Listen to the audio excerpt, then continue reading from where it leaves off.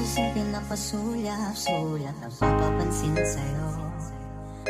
Umabot sa palitan ng mga mensahe, kilig na kilig ako. Kumusta, kain na, hello, magandang umaga.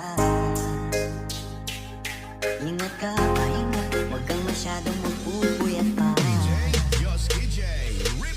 Naramdaman ng puso na dahil